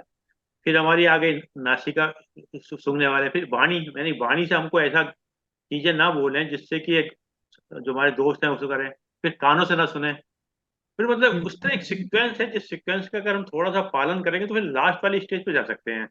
जैसे आज के समय में टीवी है, अब टीवी में कोई व्यक्ति होगा जो नहीं बच पाता। हमने देखा कि जैसे आज के मोबाइल है, मोबाइल में अगर हल्का सा भी आपने स्क्रॉल करना शुरू कर दिया ना, कब घंटे निकल के पता नहीं चलता। तो ये कोई ऐसी सीक्वेंस है जिसमें समर्पण भाव अगर हम में आ जाए तो भगवान कहते हैं कि वो आ जाए, मतलब। तो थोड़ा सा ये थोड़ा सा जिज्ञासा सी बनी जरा। मैं अष्टांग बताया था ना पिछली बार, अष्टांग से सब हाँ, कुछ यम शुरू यम होता जैसा वो सात आठ जी। हो सकता है कोई सूत्र दे देखिए दें, बातों बातों में। समर्पण भाव का मतलब केवल इतना है कि आप जो है इस सृष्टि के संचालक के प्रति जब एक भाव ये आ जाए कि मैं करता नहीं, कर्तापन का भाव जब आपका निकल जाए और आप अपने आप को निमित्त मात्र देखने लगे, एक तो ये कसौटी है कि भाई ठीक है, जो भी क्रियाएं हो रही हैं उस पे मैं निमित्त हूँ और मुझे इस क्रिया में भाग लेना है, अपने कर्तव्य में बुद्धिजन्य जो भी कर्तव्य है उसमें भी कृष्ण विवेक को ही आपके मार्गदर्शक दिए कि लो बताया कि विवेक ही आपका दिखाएगा। तो आप में एक ब्रह्मण्य आधाय कर्माणि संगम त्यक्त्वा करोति है का भाव आ जाए। यस्य नाहं कृतो भाव बुद्धि यस्य न लिप्यते। अगर आपकी निरहंग हुई बुद्धि कहीं जो है अटैच होकर के निर्णय न ले रही हो, अनअटैच्ड होकर निर्णय लेते हैं आप, या आपके अंदर ऐसा स्वामित्व का भाव की बजाय ट्रस्टीशिप का भाव आ जाए, जो अपरिग्रह के भाव के माध्यम से शुरू में सुनील वाजपेयी साहब ने एक्सप्लेन किया था कि किसी भी चीज में मेरा अधिकार नहीं है, एक ये भाव आ सकता है। एक आप जैसे देखेंगे कि जो सगुण भक्तिमय लोग हैं वो बहुत भाव विह्वल हो जाते, करुणा, जैसे पहले बुद्धों से शुरू करें, बौद्धों के अंदर एक करुणा भाव इतना अधिक आ जाता है, मातृत्व भाव जिसको कह सकते हैं, जैसे माता का स्नेह पुत्र के प्रति आ जाता है, आपको अपने परिवेश के प्रति एक करुणा भाव जागृत हो गया, आपने देख लिया, दुख देखा, पीड़ित लोगों को देखा, एक करुणा भाव जागृत हो गया। जब आप उस परम करुणा भाव में युक्त होकर के कर्ममयी होते हैं तो आपके अंदर अहम नहीं होता है, आपके अंदर एक ऐसी अंदर की प्रेरणा होती है जिससे आप उसके दुखों का निवारण करना चाहते हैं, आपको बदले में भी कुछ नहीं चाहिए। एक रोगी को देखा, एक भिखारी को देखा, एक पीड़ित को देखा, पीड़िता को देखा, उन सबको देख के आपके अंदर एक करुणा भाव आ गया और फिर उस काम काम में संलग्न हो गए। ये ऐसी अवस्थाएं हैं जो आपको समर्पण की अवस्था में टिका देती हैं, आप उस समय समर्पण भाव में ही होते हैं। ऐसा नहीं है कि सामने कोई व्यक्ति, मतलब मूर्ति के सामने आप दंडवत लेट गए हो, या कोई आपका एक स्वामी है और आप उसके दास हैं और आपने अपने आप को पूरी तरीके से उसको समर्पित कर दिया, ऐसा नहीं है। आपका विवेक ही आपका स्वामी है, वही परम है, ये कहा कृष्ण ने। आपके अंदर ही ईश्वर की भावना है। आप इस सृष्टि को जब पूरा परम की परम का ही रूप मान करके, और पीड़ा है, दुख है, दर्द है, उस भाव से जब आप जीने लगे तो आप पाएंगे कि आपका समर्पण हो चुका है। आपका जब निर्हम आप हो जाते हैं, आपका हम चला जाता है, तो आपका समर्पण हो चुका है। जब आपके अंदर भक्ति भाव परम जागृत हो जाए, कोई भी, जैसे आपके अंदर एक संविधान के प्रति एक भक्ति जग गई कि मुझे कल्याण करना है, एक की दृष्टि आ गई कि मैं अपने देश के लिए लड़ रहा हूँ, मेरी जान जा रही, मेरा परिवार पड़ा, मुझे के लिए नहीं गिरने दूंगा, एक ऐसी कर्तव्य निष्ठा आ गई, तो वहां पे आपका समर्पण हो गया उस महद भाव में, उस परम भाव में। तो ये समर्पण भाव है। समर्पण भाव को जिस तरह से व्याख्यायित करते हैं हमारे जो व्याख्याकार हैं, वो नहीं हम उससे अपने आप का एकाकार कर पाते, तादात्म्य कर पाते। ये है कहने का। नहीं, बिल्कुल, थोड़ा सा बढ़ के लिए हुआ, जैसे कि हमारे जैसे सनातन धर्म है, इस सनातन जी धर्म की ही विशेषता है कि हम लोग आपस में डिस्कशन करते हैं, मतलब वो समर्पण जी, भाव नहीं है कि वो कह दिया तो बस उस पर लीक पे चलना है, मतलब। वो नहीं, वो देखिए कृष्ण पहले ही कह दिया कि हाँ, जो जीवित जीवित चेतना है आपके अंदर, जो प्रकाश का स्रोत है, वहां से जब आपके अंदर कोई परम भाव जग रहा है, करुणा का, ज्ञान का, दया का, कर्तव्य बोध का, इस तरह के जब महद भाव आपको संचालित करने लगते हैं, तो उन महद भावों में आपका समर्पण हो जाता है। फिर आप जो कृत्य करते हैं वो परम के कृत्य होते हैं, ये कहने का। बहुत खूब, डॉक्टर साहब, एक छोटा छोटा सा प्रश्न है। आप देखिए, मुझे याद है, मैं बचपन में प्राथमिक पाठशाला में जाता था, हम्म, हमारे पंडित जी हम्म, लोग जो पढ़ाते थे, रात में घर, मतलब घर में बुला के पढ़ाते थे, उनको पैसा आते भी थे, तो मतलब वो पूरे टीचर थे, वो मारने में थोड़े था कि आप उनको, था कि आना चाहिए आपको, वो भाव अगर जग जाए। माँ जैसे आप बच्चे को मारती है, उसके लिए सब कुछ छोड़ देती है, रात रात भर दुख सहती है, पिता है, मरा जा रहा है, लेकिन वो कुछ भी करके बच्चे बच्ची को पढ़ाना है, वो जो भाव उसमें जब जीते हैं, वो समर्पण भाव है, बस वही है। हमें भी याद आ गया, चौथी क्लास में स्कॉलरशिप का एग्जाम होता तो टीचर रात को घर बुलाते थे, जी पांच लड़कों को बुलाते थे, और ओढ़ा हुआ सर्दी के दिन है और लैंप जली हुई है और हमें पढ़ा रहे हैं रात को। जी कोई कोई ट्यूशन फीस नहीं, कुछ कोई नहीं कुछ नहीं। चाहिए उनको, हाँ, उनको कुछ भी हाँ। नहीं चाहिए। ये अच्छा डॉक्टर साहब, छोटा सा प्रश्न है। जी ये प्रश्न है, अच्छा है बुरा है वो बात छोड़ी। ये जो कृष्ण अपनी सब अपने गुणों के वर्णन कर रहा है, ये क्या मतलब मुझे कोई ये इम्प्रेस नहीं किया। मुझ में कोई फर्क नहीं पड़ा, आपसे सब सुना मैंने, क्योंकि मेरी मेरे मुझे ये जाना नहीं जाना को मतलब नहीं बनता। अब हमें मालूम है एक शक्ति है, कॉस्मिक एनर्जी है, एक है, तो ये एक पर्टिकुलर कृष्ण अपने बारे में इतना क्यों बता रहे हैं? और आप अच्छा, आपको जान के क्या फर्क पड़ा इसको? मुझे तो कोई फर्क नहीं पड़ा। मैं कृष्ण के इतने गुण हैं, उन्होंने सब कुछ बताया बे, सब में मैं ही हूँ, सब में मैं ही हूँ, ये भी मैं हूँ, सब भी मैं हूँ, प्रकाश भी मैं हूँ, ज्ञान भी मैं हूँ, सब कुछ मैं हूँ। तो इसका क्या महत्व बता दीजिए आप। मतलब कि लेकिन मुझ पे इसका कोई असर नहीं हुआ, मैं सच बोल रहा हूँ। मैं जी वैसे ही मस्त हूँ, मुझे वैसे ही ब्रह्मलीन हूँ, मुझे इसका कोई फर्क नहीं पड़ता। अब देखिए, आप बताइए कृष्ण इसका मत। कृष्ण जो है वो अर्जुन को आइडेंटिफाई कराना चाहते हैं पूर्णता के साथ।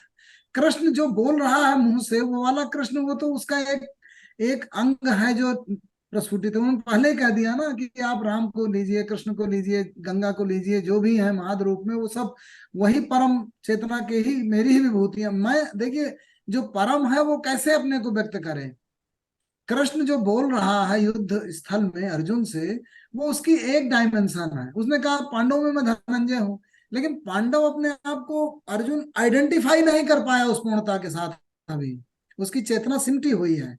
उस चेतना का प्रसार करके, जब जैसे बार बार आपको क्या कहा जाता, अहम ब्रह्मास्मि का मंत्र क्यों दिया जाता है? जिस समय आपको ये लग जाएगा कि मैं ही ब्रह्म हूं, मैं ही परम हूं, तो उस समय आपकी क्षुद्रता समाप्त हो जाएगी। जब आप पिता भाव में आएंगे, जैसे घर के पिता हैं आप, तो आपको पूरे घर का पालन करना, यूं समझिए। जो बेटा है वो केवल अपने को देख रहा है कि मुझे खाना, जाएगा मिठाई ले आएगा, क्योंकि उसकी इंद्रियां उसे ड्राइव कर रही हैं और उसे खाने की चाहत आ गई। पिता को इंद्रियां ऐसा नहीं कि नहीं आकर्षित कर रही, लेकिन उसे पूरा घर चलाना, अर्थात उसकी बुद्धि और उसका विवेक काम कर रहा है। तो जब आप कृष्ण भाव में पहुंचेंगे, यूनिवर्सल भाव में पहुंचेंगे, तो फिर आप में समभाव आ जाएगा, आप में न्याय भाव आ जाएगा, आप में धर्म आ जाएगा। अभी अर्जुन जो है अपने आप को एक ऐसे पांडव और कौरव के भाई, धृतराष्ट्र और पांडु पुत्रों के रूप में आइडेंटिफाई कर रहा है, जिसके वो भाई खड़े हैं और इधर वो खड़ा है, और वो मारेगा तो मर जाएंगे। कृष्ण कहते हैं कि यार तुम जरा ऊपर से सोचो कि अगर इनका राज्य चलता रहा, तो अभी तो द्रौपदी का चीरहरण किए, सबका करेंगे, सबको बर्बाद कर डालेंगे, तो क्या होगा? इस सृष्टि का कल्याण रुक जाएगा ना भाई, ये सृष्टि नहीं चल पाएगी। तो तुम बस केवल इतना करो कि अपने आप को जानो कि तुम क्या हो।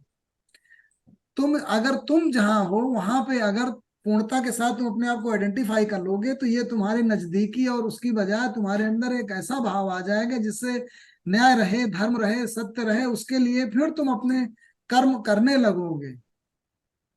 कहने का मतलब कुल ये है कि जब तक आप क्षुद्र होते हैं, जब तक आप में पूर्ण ज्ञान नहीं होता है, जब आपका आइडेंटिफिकेशन छोटी चीजों से होता है, तो आपके निर्णय जो है वो डिस्टॉर्टेड हो सकते हैं, डिस्टॉर्टेड ही होते हैं।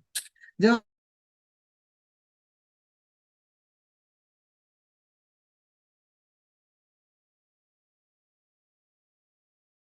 आपके द्वारा की गई क्रियाएं उस पूर्ण के द्वारा की गई क्रियाओं जैसी हो जाती हैं, उन कर्मों से आप लिप्त नहीं होने लगते। इसीलिए कहने का मतलब, इसलिए कृष्ण जो है उसके अंदर के अर्जुन को विस्तारित करके कृष्ण कॉन्सियसनेस, यूनिवर्सल कॉन्सियसनेस में लाना चाहते हैं।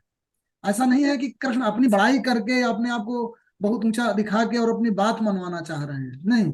अर्जुन को उठाना चाह रहे हैं। जब उसका एलिवेशन हो जाएगा, तो फिर वो सारी चीजें अच्छे ढंग से देखेगा, उसके निर्णय सही हो जाएंगे, बस इतना।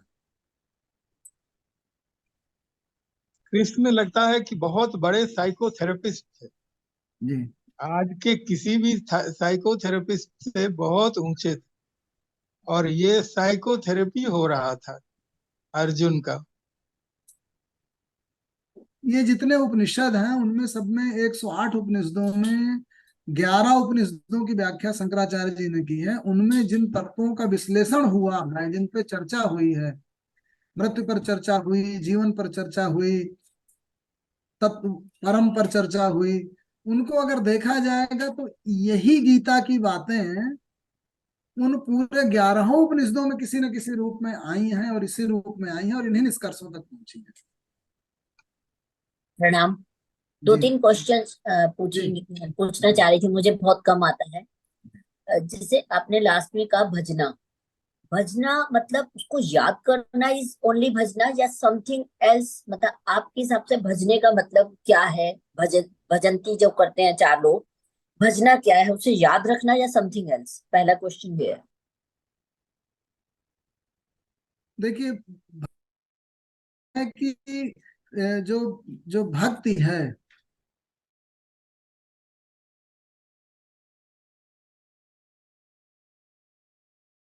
सुमिरन है, मतलब स्मरण करना।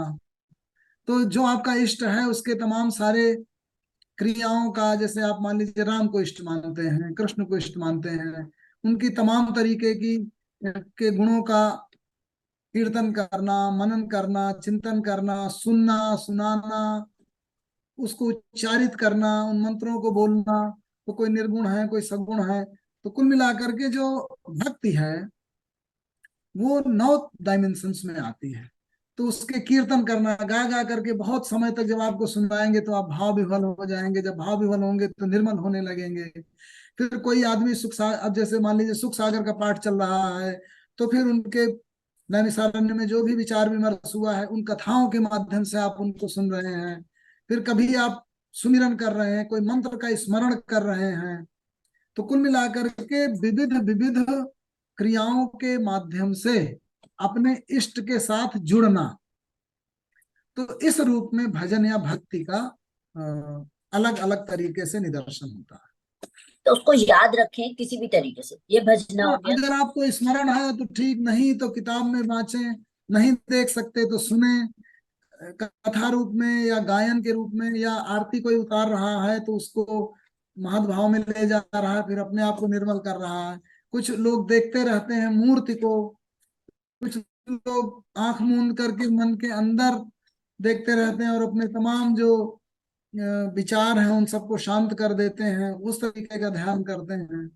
तो तरह तरह से होता है। क्यों उनके गुणों को आचरण में लाना भी वही हो गया, वही हो गया। हाँ, उसकी मतलब आप केवल आंतरिक नहीं कर रहे अपने तमाम है तो सब कुछ ज्ञान आंतरिक ही को, है। बल्कि उसे क्रिया, हाँ, क्रिया रूप में उसका मैनिफेस्टेशन भी कर रहे आंतरिक हैं। है तो सब दूस, मनोस्थिति से ही है। दूसरा प्रश्न जी ये जी है, आपने एक कहा यज्ञ साइक्लिकल, एक आपको कर्म करना है साइक्लिकल, उसकी आपने रिदमिक रिदमिक उसका वर्णन किया। कुछ जो यज्ञ है उसकी एग्जैक्टली परिभाषा क्या है? मुझ जैसे व्यक्ति के लिए मुझे क्या यज्ञ करना है, मेरा यज्ञ क्या है? जी। एक आदमी का जो गृहस्थ में है या डॉक्टर है या कोई प्रोफेशन में, उसका उसको यज्ञ क्या करना है? यज्ञ वस्तुतः जो है गीता में एक ऐसे मेटाफर के रूप में आया है। आप चौथे अध्याय में जब जाएंगे तो चौथे अध्याय के 25वें श्लोक से आरंभ करके और 29वें तक जाएंगे तो बहुत तरीके के द्रव्य यज्ञ, तपो यज्ञ, योग यज्ञ था परे। तो और तीसरे अध्याय में भी 10वें श्लोक में कहते हैं सह यज्ञ प्रजा सृष्टवा पूर्ववाच प्रजापति अन्य प्रसिद्धों में स्वस्तिष्ठ काम। अर्थात जो है ये जो प्रजा है ये यज्ञों के बिना नहीं चल पाएगी। तो यज्ञ ऐसे कर्म हैं, 2 डायमेंशन जो है गीता में लेकर के कृष्ण चलते हैं, एक जो मैनिफेस्टेड है और एक जो इंटरनल है। तो इंटरनल जो है वो ज्ञान है और जो बाह्य है वो कर्म है। तो वो कहते हैं कि कर्मों से यज्ञ की सृष्टि होती है, अर्थात ऐसी क्रियाएं जो लोक कल्याणकारी हैं, चाहे आप ज्ञान यज्ञ के रूप में करें चाहे द्रव्य यज्ञ। कुछ लोग कहते हैं कि नहीं, ये वैश्य कर्म जैसे कृषि, गौरक्ष, पशुपालन, अपना धंधा करना, अपना काम करना, प्रजा का पालन, परिवार का पालन, जो भी इस तरीके की क्रियाएं हैं जिससे कुछ लोगों का पालन हो रहा है, कुछ लोगों का पोषण हो रहा है, वो भी यज्ञ कर्म है, द्रव्य यज्ञ है। तप यज्ञ, कुछ लोग मनीषी हैं वो अध्ययन में लगे हैं, खोज कर रहे हैं, ऋषि लोग हैं या आज के साइंटिस्ट हैं, वो किसी न किसी तरीके से समस्त सृष्टि का कल्याण चल रहा है उनके माध्यम से। डॉक्टर हैं वो लोगों का उपचार कर रहे हैं, उनके दुख दर्द का निवारण कर रहे हैं। ये सारे द्रव्य यज्ञ हैं, कोई ज्ञान यज्ञ हैं, कोई तप यज्ञ हैं। तो ये समस्त जो है मेरे हिसाब से गीता में ये सब यज्ञ की परिभाषा के अंतर्गत ही आते हैं। तो यज्ञ कर्मों का समूह है जिसको एक ऐसे मेटाफर से मिला दिया गया है जो वैदिक काल में एक ऐसी क्रिया थी जिसमें अग्नि जला करके उसमें बहुत चीजों की आहुति की जाती थी। तो ज्यादातर जिस समय उपदेश कृष्ण दे रहे होंगे वो उपनिषद काल था। उस काल में कृष्ण ने देखा कि बहुत सारे लोग ऐसे कर्मकांडी हुए जा रहे हैं जो कि बस आग जलाया बैठ गए उसमें कुछ आहुत करने लगे। तो उसको उस शब्द और उस कंसेप्ट को इंपोर्ट करके उन्होंने अर्जुन के सामने ऐसा कहा कि संयम में अपनी इंद्रियों की आहुति आप करते हैं और तमाम इंद्रिय के जो ऑब्जेक्ट्स हैं उनकी आहुति इंद्रियों में करते हैं। अर्थात आहुति के मात्र इसको यज्ञ को एक ऐसे मेटाफर के रूप में लाया गया है गीता में। जैसे प्राण की आहुति अपान में, अपान की आहुति प्राण में, फिर सम करना। तो मतलब चाहे आप प्राणों के रूप में लीजिए, चाहे इंद्रियों के संयम के रूप में लीजिए, चाहे द्रव्य के रूप में, चाहे तप के रूप में, चाहे ज्ञान के रूप में। तो यज्ञ जो है इतनी तरह से उन्होंने उसको परिभाषित कर दिया कि जो ट्रेडिशनल यज्ञ की परिभाषा थी कि आग जला करके उसमें कुछ चीज की आहुति की जाए, उसके माध्यम से उस शब्द और उस कंसेप्ट को उन्होंने बहुत लार्जर डायमेंशन दे दी है गीता में, जो तमाम उपनिषदों में भी इसी रूप में दिखने लगता है। तो जो कर्मकांडी थे आप ध्यान से देखेंगे तो केवल जो कर्मकांडी हैं जो उन वैदिक रीतियों को ही अपना करके सोचते हैं कि इन क्रियाओं के द्वारा मुझे स्वर्ग लोक मिल जाएगा, उस सब की अवहेलना करते हैं कृष्ण। दूसरे अध्याय 45वां श्लोक देखिए, त्रैगुण्य विषया वेदा निस्त्रैगुण्यो भवार्जुन निर्द्वंदो नित्य सत्वस्थो निर्योक्षेम आत्मवान यावान अर्थ उदपाने सर्वतः संवृतोत्के तावान सर्वे सुवेदे ब्राह्मणस्य विजानतः। उन्होंने ये कहा कि वेद में जिन जिन चीजों को लाया गया है, वेद मतलब पारंपरिक ज्ञान उस समय तक जो पहुंचा था, वो केवल इन 3 गुणों तक ही सीमित है। अर्थात आप कुछ क्रियाएं करें उनका प्रतिफलन हो।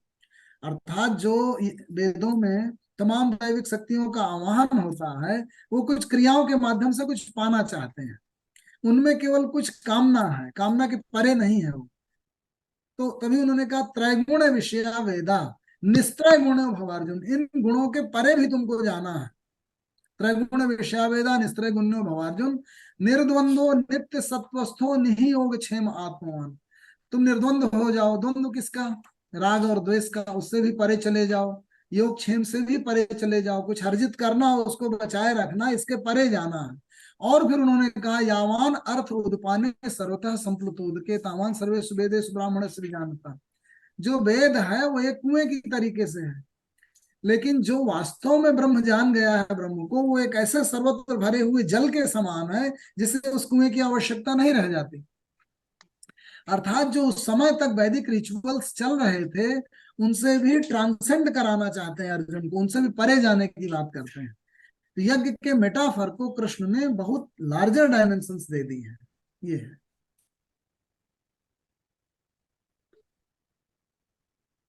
धन्यवाद जी। अति उत्तम। लेकिन ऐसा आपके कोई प्रश्न है क्या? नहीं, क्या धन्यवाद देंगे सीधा? धन्यवाद, धन्यवाद में सब कुछ आ जाएगा। तुम नहीं, नहीं, काफी मेरा टाइम हो छोटा गया, सवाल तो तो मुझे लगता है धन्यवाद ही दे देना चाहिए। छोटा सा प्रश्न था मेरा जो निकला है, मैंने कहा आप क्यों, तो फिर तो रहते ही हैं, दिमाग में घूमते रहते हैं, जब भी बात सुनते हैं तो कुछ ना कुछ चलता रहता है, हाँ तो ऐसा क्यों और वैसा क्यों। लेकिन बाद में समझ में आया कि सर भदौरिया साहब ने जो गीता के 18 अध्याय में से 16 अध्यायों को अनुभव किया है, उसको महसूस किया है, उसके साथ जिए हैं, उसको जीवन में उतारा है, उसके ऊपर इनका कहना चाहिए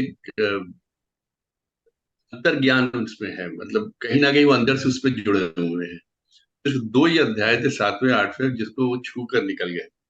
छू कर निकलना इसको कहते हैं, जिसमें इतने अच्छा इन्होंने इसके ऊपर व्याख्यान दिया है। तो जो उसमें अंतर ज्ञान है उसमें जब ये व्याख्यान देंगे तभी हम कहेंगे 18 अध्याय में 75 से, अब मुझे लगता है सब 150 तक जाएगा एपिसोड। और इसके बाद जो चर्चा हुई हमेशा की तरह बहुत ज्ञानमयी रही।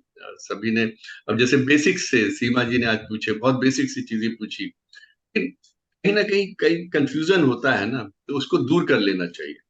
क्या यज्ञ क्या है, भजना किसको कहते हैं, किस तरीके भजा जाए, क्या बैठ के सारा दिन वो अपना घंटे घड़ियाल बजा के ही हम लोग भजना कहते हैं, या मन ही मन बैठे बैठे, जैसे कहा जाता है सर, वो अर्जुन बहुत पूजा करते थे और भीम जो थे 1 मिनट की पूजा के बाद निकल जाते थे वो, लेकिन उनकी पूजा को ज्यादा श्रेष्ठ समझा गया, तो वो 1 मिनट में आत्म साक्षात्कार कर लेते थे, ईश्वर के साथ सीधे सीधे जुड़ जाते थे।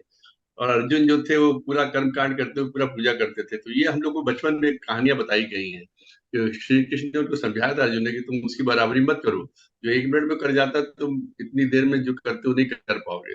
That was told to us. वही सर हम लोग तो छू भी नहीं पाए जो आप छूते हुए निकल गए। तो ये आपको अरविंद जी ने एक बहुत अच्छा सर कहना चाहिए एक असाइनमेंट दे रखा है कि नवरात्र के भी पितृ पक्ष के दौरान आपको ये कहना है।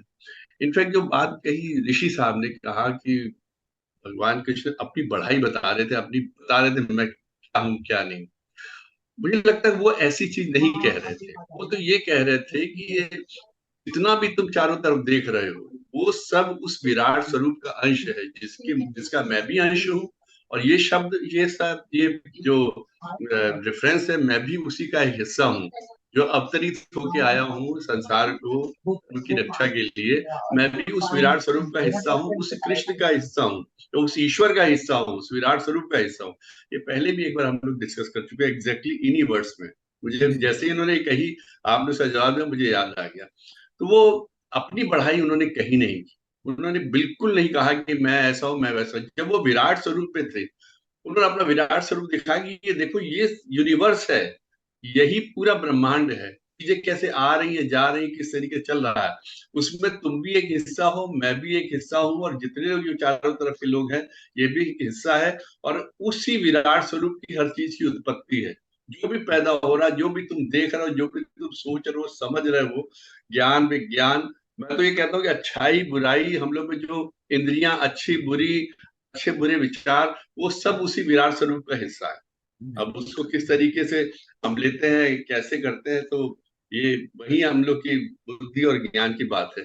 इसमें बहुत सारे प्रश्न बनते हैं लेकिन प्रश्न यहाँ पे उतने सारे किए नहीं जा सकते। वो तो कभी दिन सामने बैठेंगे सर आपका दिन भर अब खाएंगे। तो आज का आत्मा उद्बोधन जो था सर सारगर्भित तो था ही।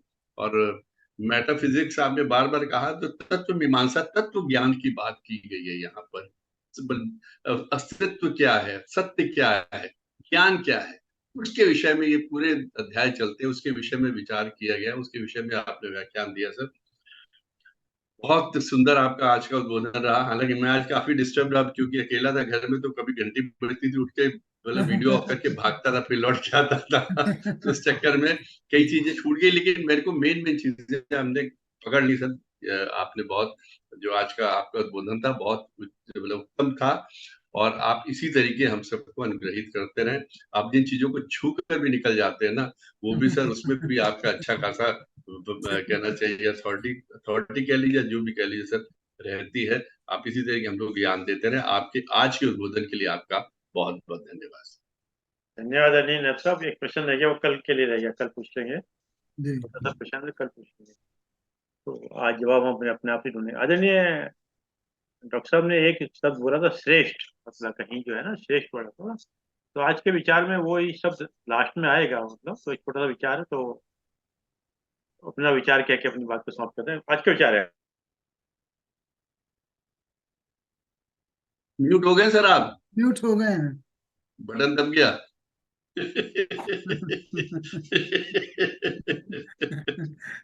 एक्शन रिप्ले, एक्शन रिप्ले है ना। क्या पता ऊपर वाला कब किस रूप में, क्या पता कब ऊपर वाला कब किस रूप में किसको भेज दे, संकट मोचक के रूप में। क्या पता ऊपर वाला कब किस रूप में किसको भेज दे संकट मोचक के रूप में। बस विश्वास बनाकर रखना है, बस विश्वास बनाकर रखना है।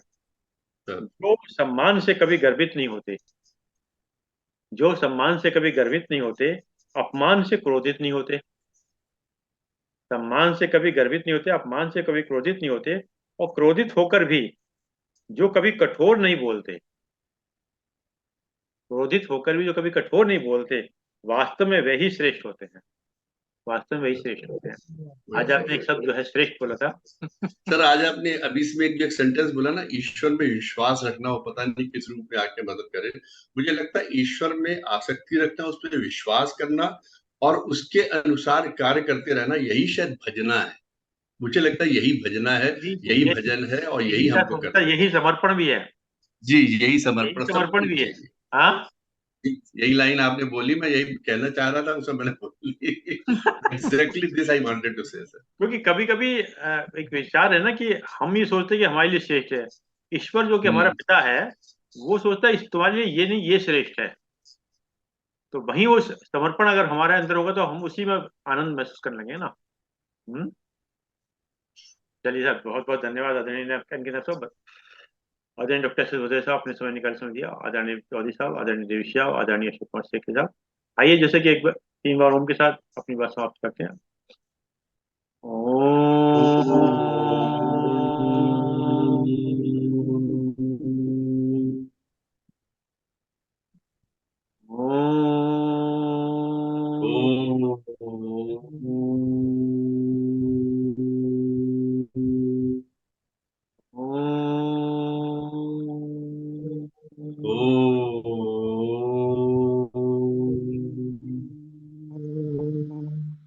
शांति शांति शांति शांति। सबको मेरा प्रणाम स्वीकार। सभी को प्रणाम, सभी को प्रणाम, सबको प्रणाम।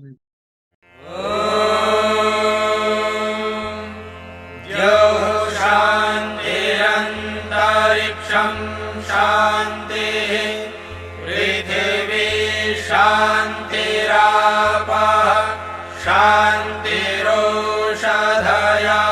शान्तिः वनस्पतयः शान्तिर्विश्वे देवाः शान्तिर्ब्रह्म शान्तिः सर्वं शान्तिः शान्तिरेव शान्तिः सा मा शान्तिरेधि। ॐ शान्तिः शान्तिः